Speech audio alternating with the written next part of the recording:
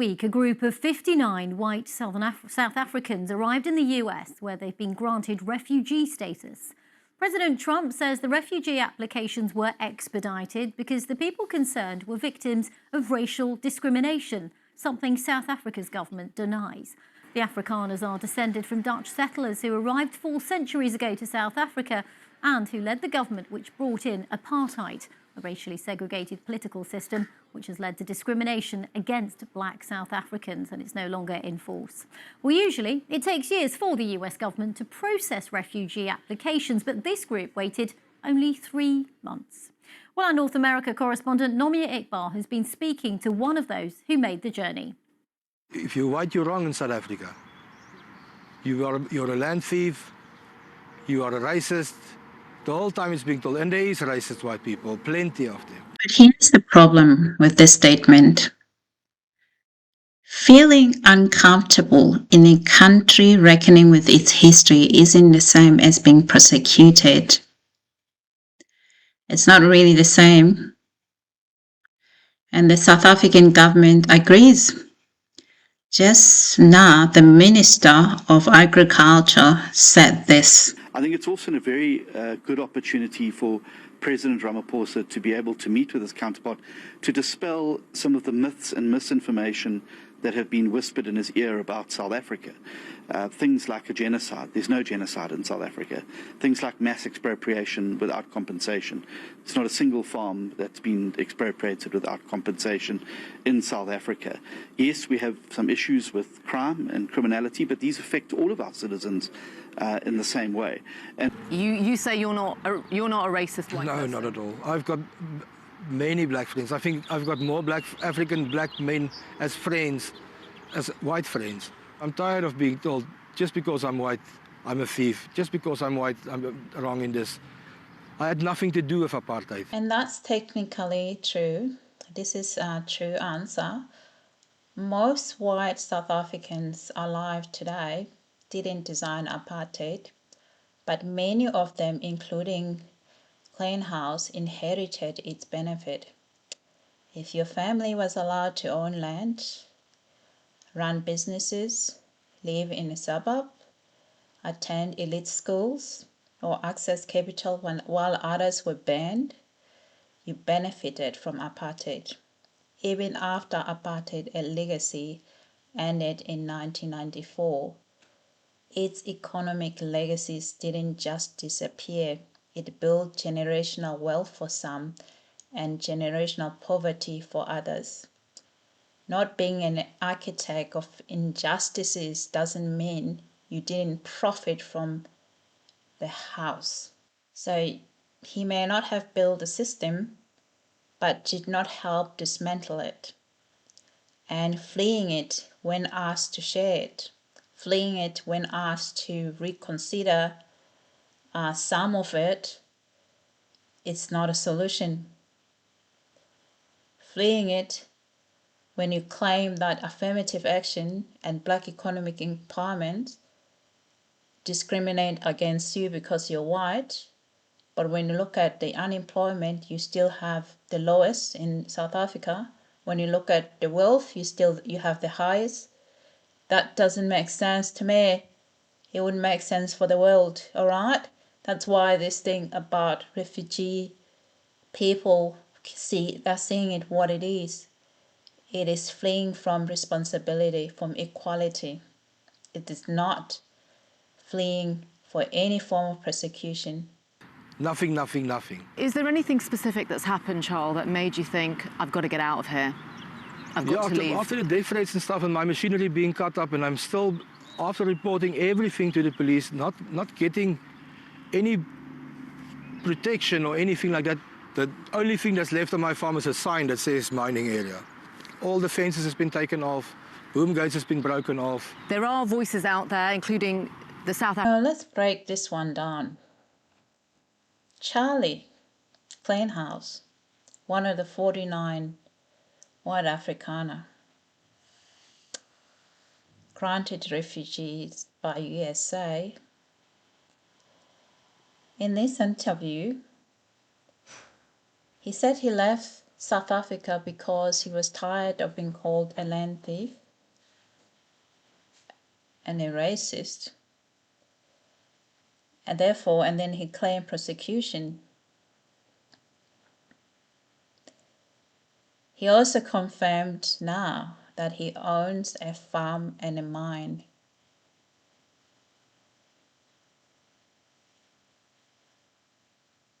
So let's really ask the obvious question here. How many real refugees, the real refugees, real one, flee their country while still owning land? How many arrive in USA with the proceeds of mine?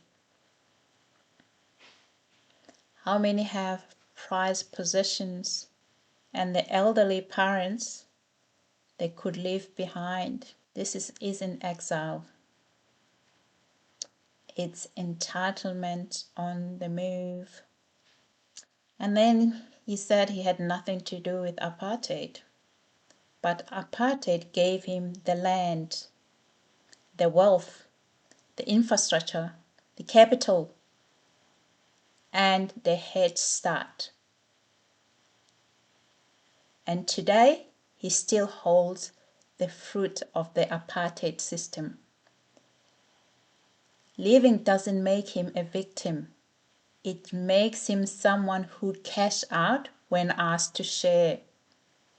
You are not a refugee if you flee with land titles, business equity, and generational wealth. You are relocating privilege. All what he's doing is to relocate his privilege. African president who has called you cowards. Yeah. You've got other Afrikaners who are saying that you're not refugees, you're opportunists, that you've abandoned the country. What would you say to those people? I had to leave a 5-bedroom house, which I will lose now because I'm not going to pay for it, behind, my car behind, my dogs behind, my mother behind. It is not, I didn't come here for fun, but my children are safe. What was it like when you got off the shuttle bus and came into that hangar and were greeted by the Trump administration? It was overwhelming. I didn't expect that because I thought we're going to... Yeah, but let's be real, people. This isn't a story of desperate refugee escaping war or ethnic cleansing. This is a story of someone with assets, with options, and with privilege, huge privilege. And choosing to walk away when asked to share the future of post-apartheid country.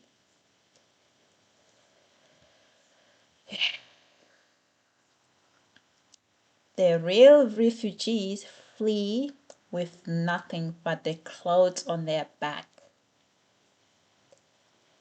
They don't leave behind property deeds, mining shares, and dogs.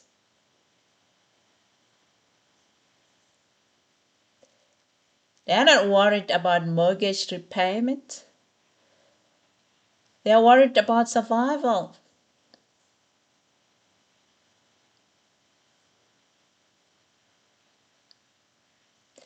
That I might lose the house because I can't pay for it. This is not persecution. It's not persecution. This is what happens when you walk away from your responsibility and expect comfort in return and expect sympathy in return. All right?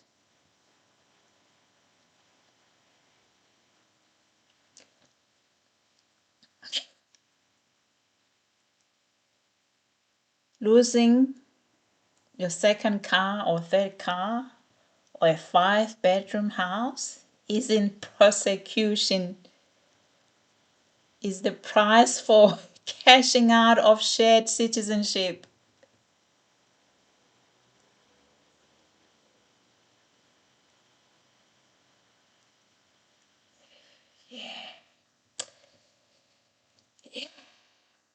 Yeah.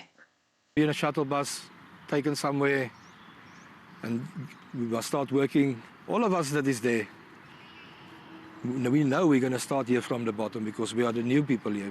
We're going to start from the bottom. Do you ever worry that you might be caught up in some big political game here? That you're a pawn somehow? Yeah, it's a scary thing, but people mustn't think we're just taking advantage of this. We're coming here to make a contribution to the country. Old tweets of yours have been dug up Yeah. in which you appear to have made anti-Semitic comments, Yeah. and so people are questioning, should you be here? Yeah, What but would they you must- say to that? I would like them.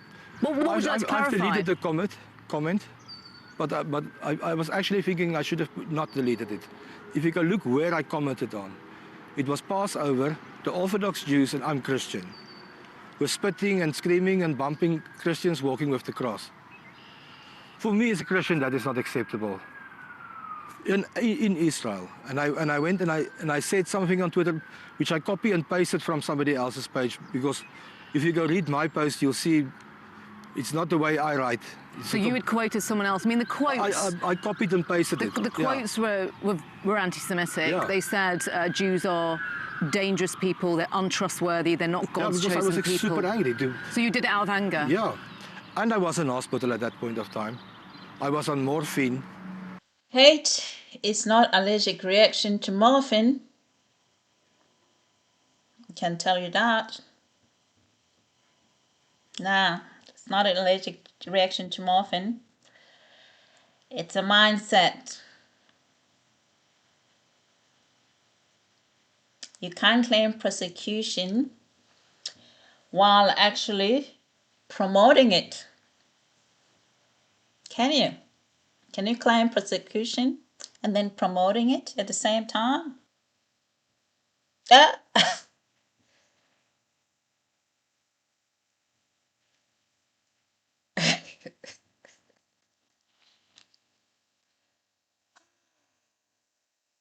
This is the great sack. You know, it is a great sack.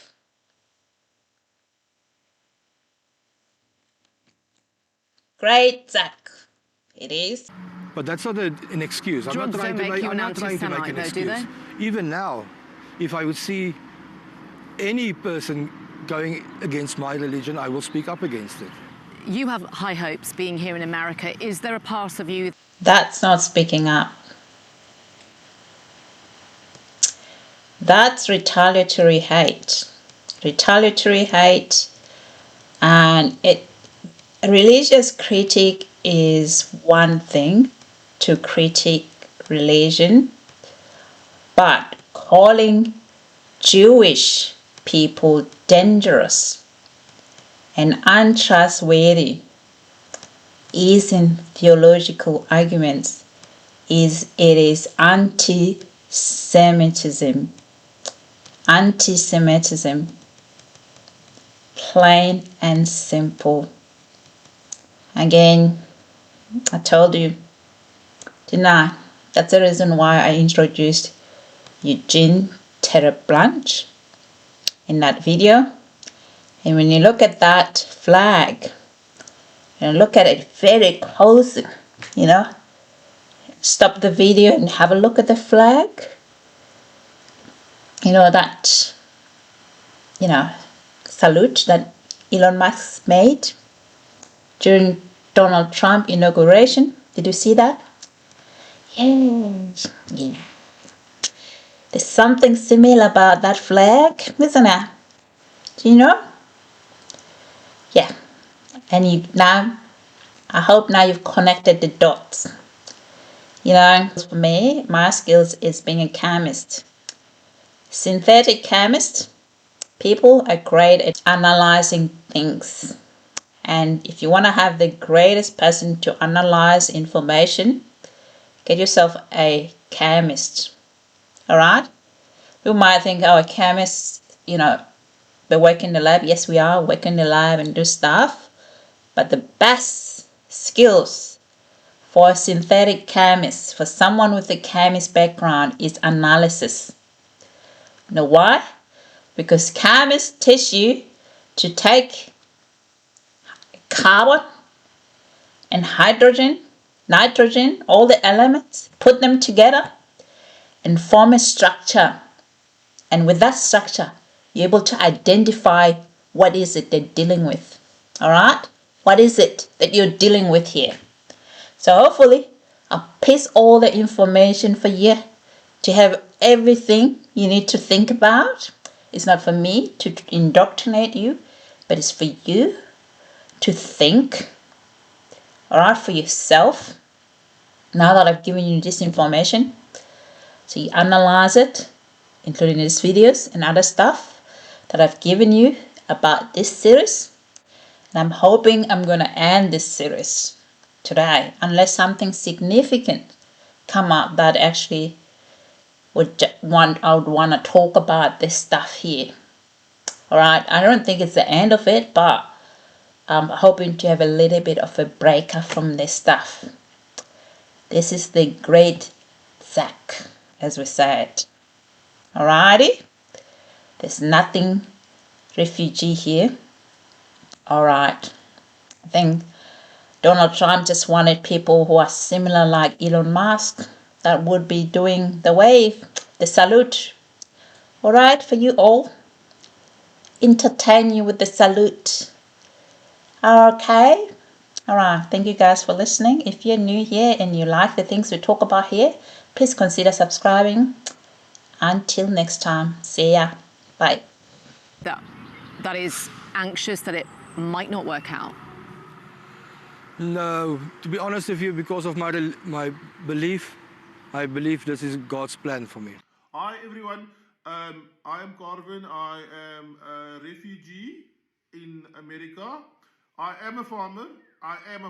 Don't judge and look at me and think that I'm not a farmer. I deserve to be here, and this is why I'm actually making this video. I want to address the lots of people hating on us Amerikaners because we got here and we got a free ride and oh my gosh, they got us a house. And hey, I filled in the forms. If you never fill in the forms, if you were just thinking, oh, this is not real, and now you're sitting there and wondering about your life, don't be jealous and don't start making hate videos talking about how we are living in America, but we've got 5-bedroom houses back home and we've got cars, 2 buckies, and I've got a dog. That is the life that I made for myself. That is the life that I made for myself in South Africa. And I left my mother. People are saying, oh, you left. My mother could have filled out her forms if she wanted to, but she was too lazy. She didn't fill out the form because it's a lot of paperwork. And sometimes some of the documents, you don't have them, so you have to, make a few documents. And I want to address the Amerikaners, the Americans, who have been making nasty videos saying how well-fed we look, that we don't look like refugees. Well, let me ask you a question. What does a refugee look like? Do they look like they haven't eaten? Do they look like they have no clothes? Do they look like they're fleeing war? Do they look like that where they're coming from, people are chasing them? Hey, is that what you think a refugee looks like? Well, we are a different refugee. We are an Afrikaner, South African refugee, and we came to change the face of refugees. Right. That was good.